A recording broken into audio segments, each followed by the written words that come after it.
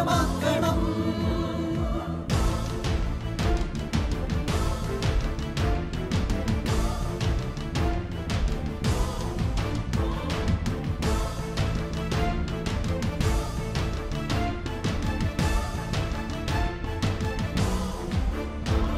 നടന്നു നീങ്ങണം, പറന്നുയരണം, സത്യം നമ്മെ സ്വതന്ത്രമാക്കണം. സഭയെന്നും വളരണം, വചനമൊഴുകണം, ലോകമെന്നും ശാന്തി പകരണം. രക്തമൊഴുക്കി അവൻ വളർത്തിയ തിരുസഭ വീണ്ടും വളർന്നുയരണം. നടന്നു നീങ്ങണം, പറന്നുയരണം, സത്യം നമ്മെ സ്വതന്ത്രമാക്കണം.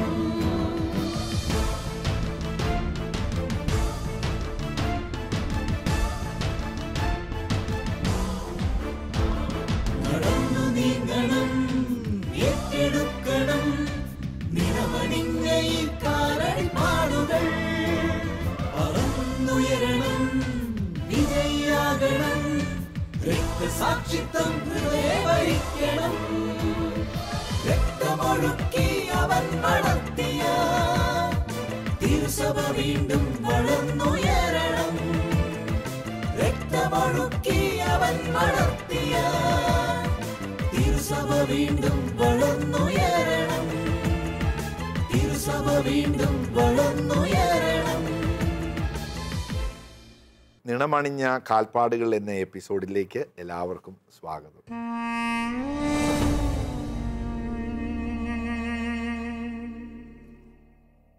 രക്തസാക്ഷികളുടെ ചുടുനിണത്തിലാണ് സഭയെന്നും വളർന്നിട്ടുള്ളത്, വളരുന്നത്, ശക്തിപ്പെടുന്നത്. വിശ്വാസത്തെ ശക്തിപ്പെടുത്തുവാൻ ദൈവം സ്വീകരിക്കുന്ന ഏറ്റവും നല്ലൊരു മാർഗം രക്തസാക്ഷിത്വം. തൻ്റെ ഏകജാതനെ നൽകുവാൻ തക്കവിധം ഈ ലോകത്തെ അത്രമാത്രം സ്നേഹിച്ച പിതാവായ ദൈവം തൻ്റെ ഏകജാതനെ നൽകിയത് കുരിശിൽ കുഞ്ഞാടിൻ്റെ രക്തം ചിന്തിക്കൊണ്ടാണ്. അനസ്യൂതം സഭയുടെ ഈ 2000 വർഷത്തെ യാത്രയിൽ ഈ രക്തസാക്ഷിത്വത്തിൻ്റെ പ്രഹേളിക നമുക്ക് കാണുവാൻ സാധിക്കും, മനോഹാരിത ദർശിക്കുവാൻ നമുക്ക് സാധിക്കും. വിശുദ്ധ ജെറോം പറയുന്നുണ്ട്, രക്തസാക്ഷികളുടെ ചുടുനിണം സഭയുടെ വിത്ത്. വിത്തിൽ നിന്നല്ലേ 1000 പുതിയ കതിരുകൾ, ചെടികൾ ഉണ്ടാകുക. അപ്പോൾ ഓരോ രക്തസാക്ഷിയുടെയും ചുടുനിണത്ത് അത് വിത്താണ്. അതിൽ നിന്ന് 1000 വിശ്വാസികൾ ഉണ്ടാകുക. അപ്പോൾ കൂടുതൽ വിശ്വാസികളുടെ രക്തസാക്ഷികളുടെ ജീവിതം സഭയ്ക്ക് കരുത്ത് നൽകുന്നതാണ്, ജീവൻ നൽകുന്നതാണ്, പുതിയ ജീവൻ നൽകുന്നതാണ്. ഈ രക്തസാക്ഷികളെ കുറിച്ച് നാം പഠിക്കുകയും കൂടുതൽ ധ്യാനിക്കുകയും ചെയ്യണം. ഈ കാലഘട്ടം രക്തസാക്ഷിത്വത്തിൻ്റെതാണ്. നമ്മുടെ പ്രിയപ്പെട്ട വൈദികർ ഫ്രാൻസിലും മെക്സിക്കോയിലും അടുത്ത ആളുകളിലല്ലേ കൊല്ലപ്പെട്ടത്. എത്രയോ വൈദികരും സമർപ്പിതരും അൽമായ പ്രേക്ഷിതരും ഈ കാലഘട്ടത്തിൽ വധിക്കപ്പെടുന്നു. നമുക്ക് അനുദിനം ഇത്തരം പീഡനത്തിൻ്റെ വാർത്തകൾ നമുക്ക് കാണുവാൻ സാധിക്കും. 80-ലധികം രാജ്യങ്ങളിൽ സഭ പീഡിപ്പിക്കപ്പെടുന്നുണ്ട്, രക്തസാക്ഷികൾ ഉണ്ടാകുന്നുണ്ട് ഇന്ന് ഈ കാലഘട്ടത്തിൽ. അപ്പോൾ ആദിമസഭയിൽ ഉണ്ടായിരുന്നതിനേക്കാൾ രൂക്ഷമായ മതമർദ്ദനം, പീഡനമാണ് സഭ ഇന്ന് നേരിട്ടുകൊണ്ടിരിക്കുന്നത്.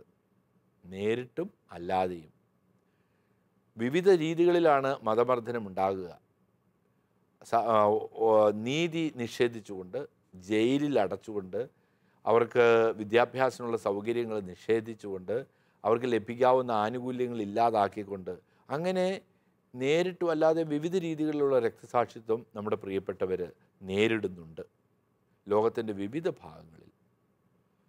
ഇവരോടൊപ്പം ചേരുവാനും ധീരതയോടുകൂടി നിൽക്കുവാനും ഈ രക്തസാക്ഷികളുടെ ജീവിതം നമ്മെ സഹായിക്കുകയാണ്.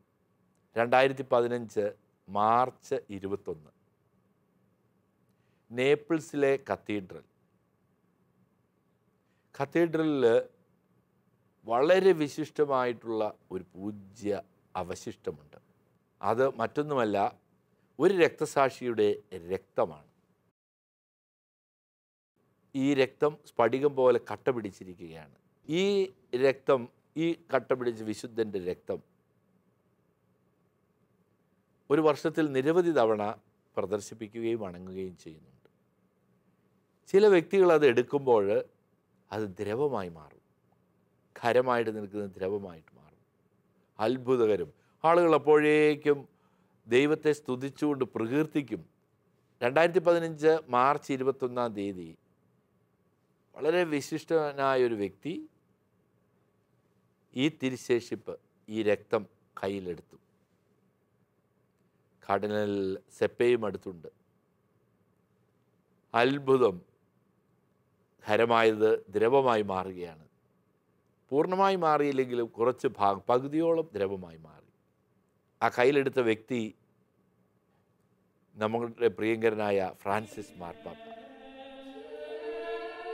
ബെനവൻഡോയിലെ മെത്രാനും വിശുദ്ധനുമായിരുന്ന ജാനുവാരിയൂസിന്റെ രക്തം നേപ്പിൾസിലെ കത്തീഡ്രൽ ദേവാലയത്തിൽ കേടുകൂടാതെ ഇന്നും സൂക്ഷിക്കപ്പെടുന്നു.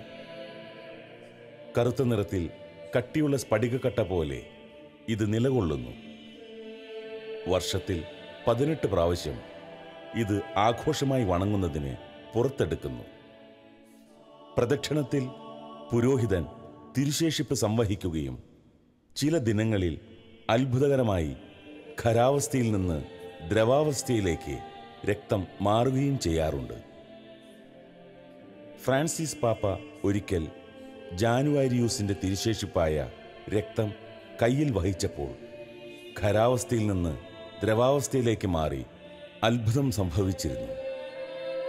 രക്തം ചുവപ്പ് നിറം സ്വീകരിച്ച് പാത്രത്തിൽ നിറഞ്ഞു വരുന്നതും ഭാരം വർദ്ധിക്കുന്നതും നിരീക്ഷിക്കപ്പെട്ടിട്ടുള്ള വസ്തുതയാണ്. ഉടൻ പുരോഹിതൻ അത്ഭുതം സംഭവിക്കുന്നു എന്ന് പ്രഘോഷിക്കുകയും ജനം ഒന്നു ചേർന്ന് സ്തോത്രം ആലപിക്കുകയും ചെയ്യുന്നു. മാർപ്പാപ്പന്മാർ സന്ദർശിക്കുമ്പോൾ ഇങ്ങനെ സംഭവിക്കാറുണ്ട് എന്ന് ചരിത്രത്തിൽ രേഖപ്പെടുത്തിയിട്ടുണ്ട്. 9-ാം പിയൂസ് മാർപ്പാപ്പ നേപ്പിൾ സന്ദർശിച്ചപ്പോൾ ഇങ്ങനെ സംഭവിച്ചു. എന്നാൽ എല്ലാ മാർപ്പാപ്പമാരും അത് കയ്യിലെടുക്കുമ്പോൾ അങ്ങനെ സംഭവിച്ചിട്ടില്ല. വിശുദ്ധ ജോൺ പോൾ II മാർപ്പാപ്പ സന്ദർശിക്കുകയും അത് കയ്യിലെടുക്കുകയും ചെയ്തു. എന്നാൽ അങ്ങനെ സംഭവിച്ചില്ല. ഫ്രാൻസിസ് മാർപ്പാപ്പ അത് ഈ 2015 കയ്യിലെടുത്തപ്പോൾ അദ്രവമായി മാറി. എന്തൊരത്ഭുതം! ഇത് ആരുടെ രക്തമാണ്? വിശുദ്ധ ജാനുവാരിയൂസ്, രക്തസാക്ഷി.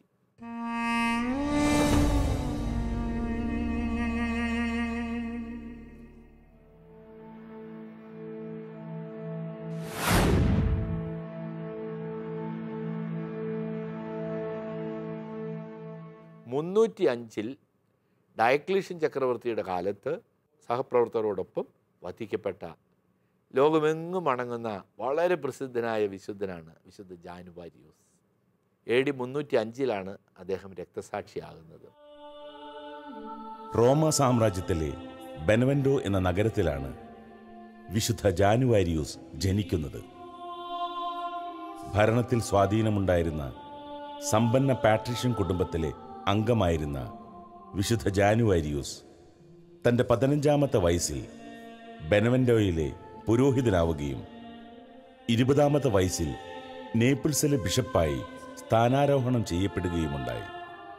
ക്രിസ്തുവിശ്വാസികൾക്കെതിരെ കൊടിയ മർദ്ദനങ്ങൾ നടന്നുകൊണ്ടിരുന്ന ഡയക്ലീഷ്യൻ ചക്രവർത്തിയുടെ ഭരണകാലത്തായിരുന്നു വിശുദ്ധൻ ക്രിസ്ത്യാനിയായി ജീവിച്ചതും വിശ്വാസ സമൂഹത്തിൻ്റെ അപ്പസ്തോലനായി മാറുന്നതും. ഏറിയ കാലവും ഭരണകർത്താക്കളുടെ ശ്രദ്ധയിൽപ്പെടാതെ ശുശ്രൂഷാ പ്രവർത്തനം നയിക്കുകയും ക്രിസ്തു ദർശനം സ്വജീവിതത്തിൽ പ്രാവർത്തികമാക്കാനും വിശുദ്ധൻ ശ്രദ്ധിച്ചിരുന്നു. വിശ്വാസത്തിൽ നിന്നും പിന്മാറുന്നവരെ ധൈര്യവും ആത്മവിശ്വാസവും പകർന്നു നൽകി തിരിച്ച് ക്രിസ്തുപാതയിലേക്ക് കൊണ്ടുവരുവാൻ വിശുദ്ധ ജാനുവാരിയൂസിന്റെ പ്രഘോഷണങ്ങൾ ഏറെ സഹായകരമായി.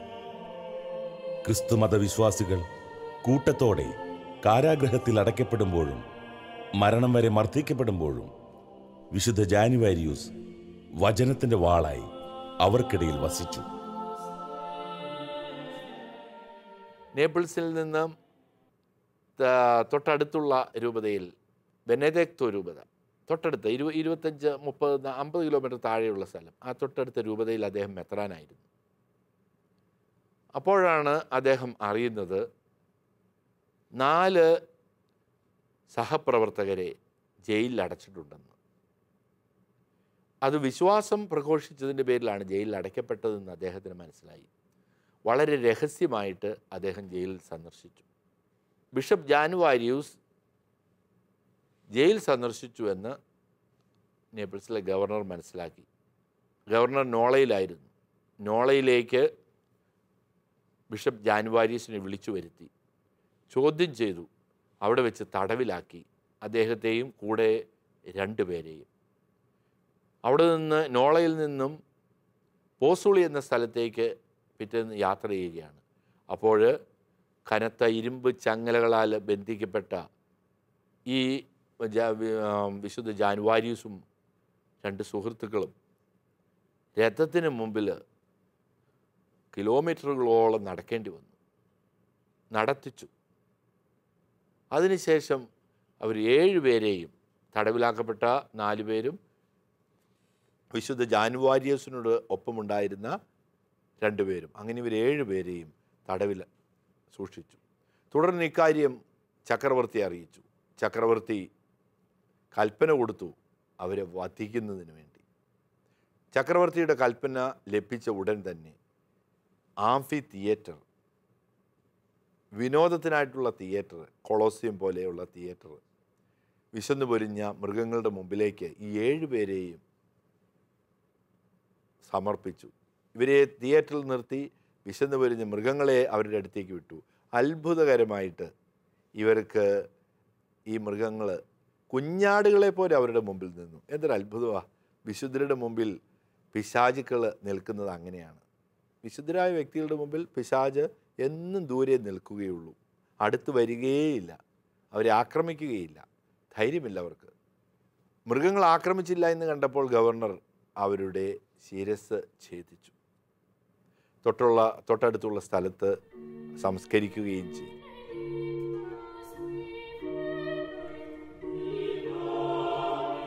ക്രൈസ്തവ വിശ്വാസം ഏറ്റുപറഞ്ഞതിന് തടവിലടയ്ക്കപ്പെട്ടിരുന്ന തൻ്റെ സുഹൃത്തുക്കളായ സോസൂസിനെയും പ്രൊക്കൂളസിനെയും രഹസ്യമായി വിശുദ്ധ ജാനുവാരിയൂസ് സന്ദർശിച്ചു. തടവറ സന്ദർശിച്ച വിവരം ജയിലധികൃതർ ഗവർണറെ അറിയിക്കുകയും ഗവർണർ അദ്ദേഹത്തെ അറസ്റ്റ് ചെയ്യാൻ ഉത്തരവിടുകയും ചെയ്തു. ആ സമയം നോള എന്ന സ്ഥലത്തായിരുന്ന ഗവർണർ അദ്ദേഹത്തെ തൻ്റെ മുമ്പിൽ ഹാജരാക്കാൻ ആളയച്ചു. ഇവിടെ വെച്ച് വിശുദ്ധനെ ചോദ്യം ചെയ്യുകയും പടയാളികളിൽ നിന്ന് ദാരുണമായ പീഡനങ്ങൾ അനുഭവിക്കേണ്ടിയും വന്നു. രഥത്തിനു മുമ്പിൽ വലിയ ഭാരമേറിയ ഇരുമ്പ് ദണ്ഡുകൾ ചുമന്ന് കാൽനടയായി നോളയിൽ നിന്നും പൊസൂളിലേക്ക് യാത്ര ചെയ്തു.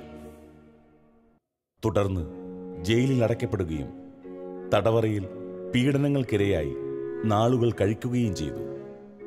ഏറെ താമസിയാതെ വിശുദ്ധനെയും സഹരക്തസാക്ഷികളെയും വിധിക്കുകയും ആംഫി തിയേറ്ററിൽ വന്യമൃഗങ്ങൾക്ക് എറിഞ്ഞുകൊടുക്കുവാൻ ആജ്ഞാപനം ഇറക്കുകയും ചെയ്തു.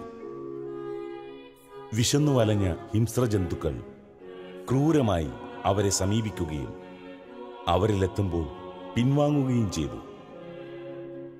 കോപാകുലനായ ഗവർണർ അവരെ ശിരച്ഛേദം ചെയ്യാൻ ഉത്തരവിടുകയും പടയാളികൾ ജനങ്ങൾക്ക് മുമ്പിൽ വെച്ച് വിശുദ്ധ ജാനുവാരിയൂസിൻ്റെയും കൂടെയുള്ളവരുടെയും ഗളച്ഛേദം ചെയ്യുകയുമാണ് ഉണ്ടായത്.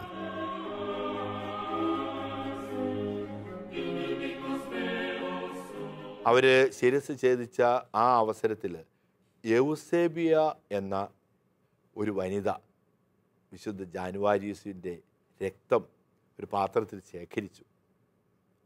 അതാണ് ഇന്ന് നേപ്പിൾസിൽ ഞാൻ ആദ്യം സൂചിപ്പിച്ച് ഫ്രാൻസിസ് മാർപ്പാപ്പ കയ്യിലെടുത്തപ്പോൾ ദ്രവമായിട്ട് ദ്രാവക രൂപത്തിലായത് ഈ രക്തമാണ്. രക്തക്കട്ട അത് സാധാരണ രക്തം പോലെ ആയിത്തീർന്നു. എത്ര അത്ഭുതകരമാണ്! അവിടെ വെച്ച് മരിച്ചു. അദ്ദേഹത്തെ പിന്നീട് ഈ ബെനഡിക്ട് രൂപതയിൽ നിന്ന് നേപ്പിൾസിലേക്ക് അദ്ദേഹത്തിൻ്റെ ഭൗതിക അവശിഷ്ടങ്ങൾ നീക്കം ചെയ്തു. ഇപ്പോൾ നേപ്പിൾസിലാണ് അദ്ദേഹത്തിൻ്റെ ഭൗതിക അവശിഷ്ടമുള്ളത്. ധാരാളം ആളുകൾ വരികയാണ്. എത്രയോ അത്ഭുതകരമായിട്ടാണ് ഇന്ന് AD 305 സംഭവിച്ച കാര്യം നൂറ്റാണ്ടുകൾ കഴിഞ്ഞിട്ട് ഇപ്പോൾ അത്ഭുതകരമായിട്ട് സംഭവിച്ചുകൊണ്ടിരിക്കുന്നത് നമുക്ക് കാണുവാൻ സാധിക്കും. എത്രയോ അത്ഭുതകരമാണ് ദൈവത്തിൻ്റെ വഴികൾ, നമുക്ക് ദർശിക്കുവാൻ സാധിക്കും.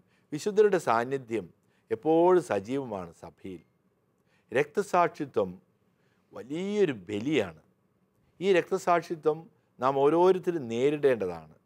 നമുക്ക് ഓരോരുത്തർക്കും ദൈവം വെച്ച് നീട്ടുന്ന അവസരങ്ങളാണ്. നമ്മുടെ കർത്താവ് ഈശോ മിശിഹായുടെ കുരിശിലല്ലാതെ മറ്റൊരിടത്തും ഞാൻ അഭിമാനിക്കുകയില്ല എന്ന് വിശുദ്ധ പൗലോസ് അപ്പോസ്തലൻ പറഞ്ഞിട്ടില്ലേ?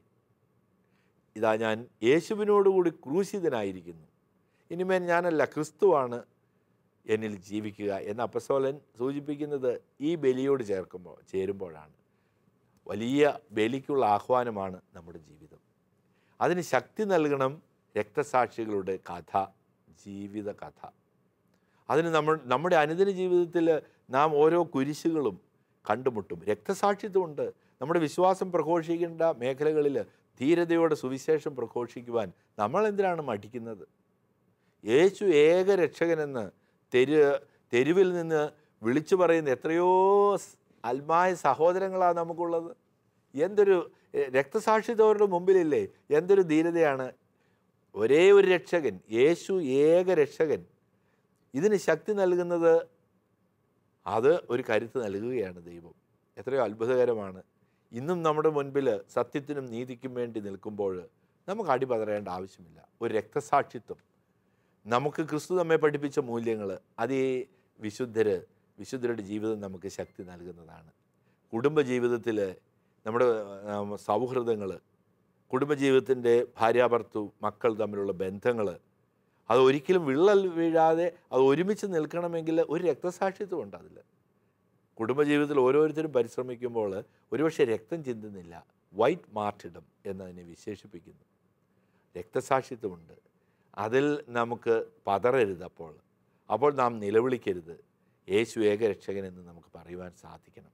വിശുദ്ധ ജാനുവാരിയൂസും കൂട്ടരും അവരോടുണ്ടായിരുന്ന പങ്കാളികളും നമ്മെ അതിന് സഹായിക്കും. നമുക്ക് പ്രത്യേകമായിട്ട് പ്രാർത്ഥിക്കാം. വിശുദ്ധ ജാനുവാരിയൂസെ, ഇന്നും സജീവമായിട്ട് അങ്ങേ ക്രിസ്തുവിന് വേണ്ടി, സഭയ്ക്ക് വേണ്ടി ചിന്തിയ രക്തം ഞങ്ങളുടെ ആത്മാക്കൾക്ക് വേണ്ടി നിലവിളിക്കുന്നുണ്ടല്ലോ, ഞങ്ങൾക്ക് സാക്ഷ്യമായിട്ട് അങ്ങ് നിൽക്കുന്നുണ്ടല്ലോ. എത്രയോ അത്ഭുതകരമായിരിക്കുന്നു. ഞങ്ങളും വിശ്വസിക്കുന്നു. അവിടുത്തെ തിരുരക്തത്തിൽ ഞങ്ങൾ വിശ്വസിക്കുന്നു. അവിടുത്തെ ആത്മാവിൽ ഞങ്ങൾ വിശ്വസിക്കുന്നു. യേശുവാണ് ഏകരക്ഷകൻ എന്ന് ഞങ്ങൾ വിശ്വസിക്കുന്നു. യേശു ഏകരക്ഷകൻ എന്ന് പറയുമ്പോൾ ഞാനും എൻ്റെ കുടുംബവും രക്ഷപ്പെടും എന്ന തിരുവചനവും അന്വർത്ഥമാകുമെന്ന് ഞങ്ങൾ വിശ്വസിക്കുകയാണ്. ഞങ്ങൾ വിശുദ്ധ ജാനുവാരീസിൻ്റെ മാധ്യസ്ഥ്യം എന്നെ ശ്രവിക്കുന്ന എല്ലാവരിലും ഇപ്പോൾ ഉണ്ടാകട്ടെ. എല്ലാ നിയോഗങ്ങളും വിശുദ്ധൻ്റെ ജീവിതം വഴി, തിരുരക്തം വഴി, ഇന്നും അനുഭവവേദ്യമാകുന്ന വലിയ അത്ഭുതങ്ങൾ വഴി സാധ്യമാകട്ടെ. അവിടുത്തെ വലിയ കൃപയും അനുഗ്രഹവും എല്ലാവരുടെ മേലും നിറഞ്ഞു നിൽക്കട്ടെ. നമുക്ക് പ്രാർത്ഥിക്കാം. വിശുദ്ധ ജാനുവാരീസെ, ഞങ്ങൾക്ക് വേണ്ടി പ്രാർത്ഥിക്കണമേ. വിശുദ്ധ ജാനുവാരീസിൻ്റെ മാധ്യസ്ഥ്യം ശാലോം കുടുംബത്തിലെ എല്ലാവർക്കും ഉണ്ടാകട്ടെ എന്ന് ഞാൻ പ്രാർത്ഥിക്കുന്നു. നമുക്കും ജീവിതത്തിൽ രക്തസാക്ഷികളാകണം. അതിനുള്ള ആഗ്രഹം നമ്മുടെ ജീവിതത്തിൽ പുലർത്താം. അതിനുവേണ്ടി പ്രാർത്ഥിക്കാം. ദൈവം നിങ്ങളെ എല്ലാവരെയും സമൃദ്ധമായി അനുഗ്രഹിക്കട്ടെ. രക്തസാക്ഷിത്വം